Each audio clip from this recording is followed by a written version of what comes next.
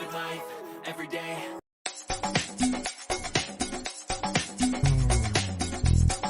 Showbiz Kachika TV.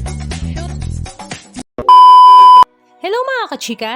Usap-usapan na naman nga ngayon sa social media ang aktres na si Bea Alonzo. Ito nga ay dahil sa napapabalitang nakansela nga daw ang kasalang Bea Alonzo at Vincent Co ngayong May 2026. Ito nga daw ay dahil umano sa hindi pagkakasundo sa kanilang prenuptial agreement.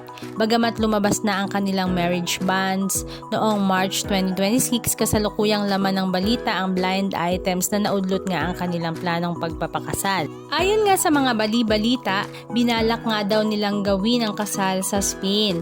May naunang espekulasyon nga din na maaaring maging isang pribado at intimate affair ito kasama ang kanilang buong pamilya. At ngayon ngang nalalapit na ang month ng kanilang kasal ay meron nga daw naging issue sa prenuptial agreement. Ito nga ay tinuturong pangunahing dahilan ng standoff o hindi pagkakaunawaan ayon sa mga lumalabas na chismis or bali-balita sa showbiz reports. Noong una ay payag naman si Bea Alonzo sa kanilang prenuptial agreement, pero napakarami nga raw kondisyones ng pamilya ni Vincent Co. Kaya naman hindi umano pinirmahan ni Bea Alonzo ang inihandang prenup contract dahil sa napakahigpit na mga kondisyon nito. Una nga ay prenuptial agreement, which is payag naman si Bea doon dahil siya naman ay bilyonaryo din at the same time. Ang pangalawa nga daw ay ang obligasyong tumira ni Bea kasama nga ang kanyang in-laws. At ang pangatlo nga daw ay kondisyon na kung maghihiwalay man, ang kustodiya nga daw ng magiging anak ay mapupunta sa pamilya ng lalaki.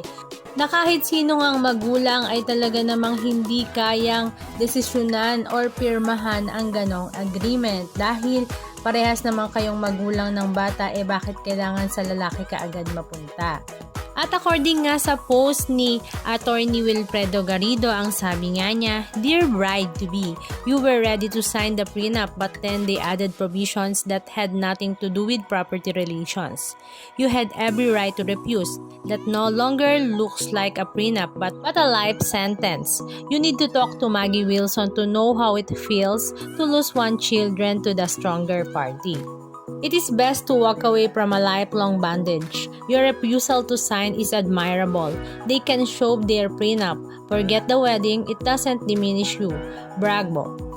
So ayun na nga, sa ngayon nga ay wala pa namang pahayag si Bea Alonzo or si Vincent Co sa issue na ito. Pero nananalangin tayo na sana this time ay matuloy na ang kasal ni Bea Alonzo. Anong masasabi nyo mga kachika? Just comment down below. And please don't forget to subscribe. Thank you!